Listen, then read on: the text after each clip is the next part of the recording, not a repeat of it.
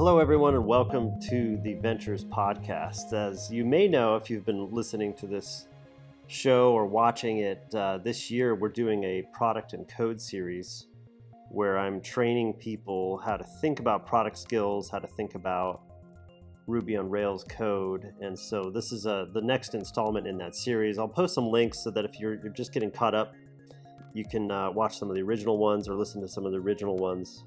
But for now, we're going to, at each episode, I'm going to talk a little bit about some product things, a little bit about some code things. And first, when we talk about product, you might think that you have a good understanding of what your product is. You know, especially if we're talking about digital products, but really any product in general.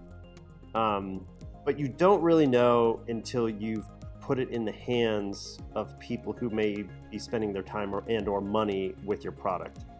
And so there's a whole art form and obviously countless books, countless articles, countless podcasts that talk about how to do market research effectively. But one of the best things I've learned over the years is that you really want people to give you raw feedback about your idea as early as possible. And you want those to be people who don't know you, who don't necessarily care about you or care about your feelings if they're gonna call your proverbial baby ugly. So a good tip is just to have friends put your idea in front of friends of friends, especially if they're anywhere close to your target customer profile, and then get the raw feedback from them. And early, you could do this really early. I mean, literally write out your idea in a document or make a little video or do little sketches or whatever method works for you, and then collect that early feedback. And then that will allow you to iterate from there. Definitely well before you write any code, you want to do that kind of work.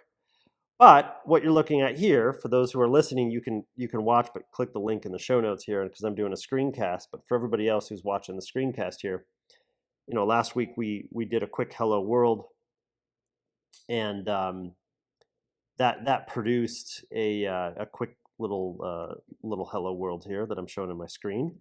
But what I want to do is I want to continue and talk about this specific file in a Rails app called the application layout. The application layout is application.html.erb.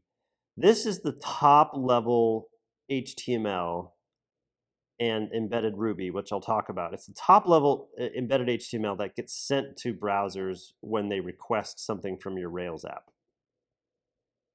And the way this works is that you document your HTML, and you know, all HTML typically starts with an opening tag like this and a closing tag. And in this head section here is where you typically will send headers that are not rendered in the actual browser on the screen for the user to see, but it's telling your browser about some metadata about your app, like the title tag here. And I can, you know, my title, you can change this to whatever title you want, and this is the title that shows up, for example, in Google searches, that all the header there, and this viewport tag is all about making sure that when you look at it on a mobile devices that it's scaled appropriately and it fits the device width. So we have now the CSRF meta tags and the CSP meta tags. So CSRF, and I have these links, I'll put them in the show notes. It's the Content Security Policy Guide, and the CSRF stands for Cross-Site Request Forgery. I won't go into full details of what those are, but this is what I will say is that by injecting these tags into your content, Rails is helping you follow best security practices so that you don't get cross-site, you know, different types of scripting attacks and, you know, all this fancy security things that you can read more about in these links. But the very raw vanilla Rails app, right when you originally open this application file, has these in here in order to have you follow best practices. So next, if we go down the different, you know, basically if you're importing JavaScript and you're importing style sheets, it's a way of linking in the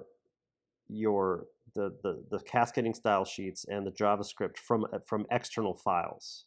So again, if you go here and you right click and you view source, you view this sort of thing, which this is the raw HTML that's sent to your browser.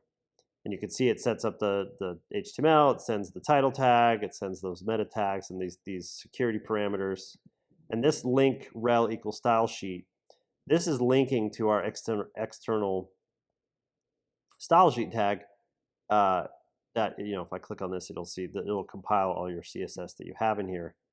And we'll get to that later in this series, but that's essentially what's going on here. I'll talk about import map, and these imported JavaScript files later. You'll notice you'll see things like Hotwire and Turbo and Stimulus and different things that we'll talk about as we go. But this is essentially injecting, getting us ready for those topics later on in the series. And you'll see then there's these links that load in JavaScript, which is a key part of creating that interactivity. So if we come back to the application file, if that's the end of our head tag, that's the metadata that we're sending in, and there's other things like descriptions and other stuff that we'll put in the head tag as we go here. This key thing, right on lines 13 to 15, where it's the body tag closes the body tag, and this embedded Ruby here that just says yield. That's what pulls in from our routes that we did before. Remember last week we pulled in this, we created this welcome controller with the index method, and then we created this index.html.erb to create that h1 tag for hello world. That's what gets rendered in this yield. So obviously you can imagine you can build as robust of a web page as you want in this file, and it will be loaded in right here from the body, so that way you essentially have your sort of nesting. It's almost like those Russian dolls, right? It's like you have the application file on the outside, and then you got your nesting dolls in the middle here. So that's what I wanted to cover today. A little bit of product, get the friends of friends to make sure that you understand that what you're building, you get that raw feedback from people who aren't going to necessarily care about calling your baby ugly. And also just a quick introduction to what this application.html.erb file is. Again, if you follow the content in our curriculum doc, you're going to do other tutorials that I'm not going to reinvent those wheels. There's great Rails tutorials and Ruby tutorials and other tutorials out there. But based on user feedback, I wanted to at least talk through line by line kind of what these things are and how it sets up as you're writing code for web apps. All right, have a great rest of your week. Thanks for watching. Thanks for listening.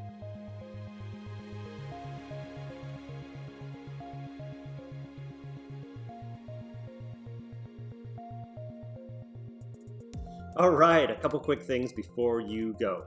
Number one, I have a general newsletter where I write about technology and startups and health science and teaching people to code. And I write about a variety of different subjects that we talk about on this show. So if you go to wclittle.com, there you'll be able to subscribe, and you'll also be able to subscribe to particular topics. If you're just interested in one or a few of them, you'll be notified right when I publish new content in those areas. Number two, my partners and I at Proto Ventures have a portfolio company called Startup Rocket.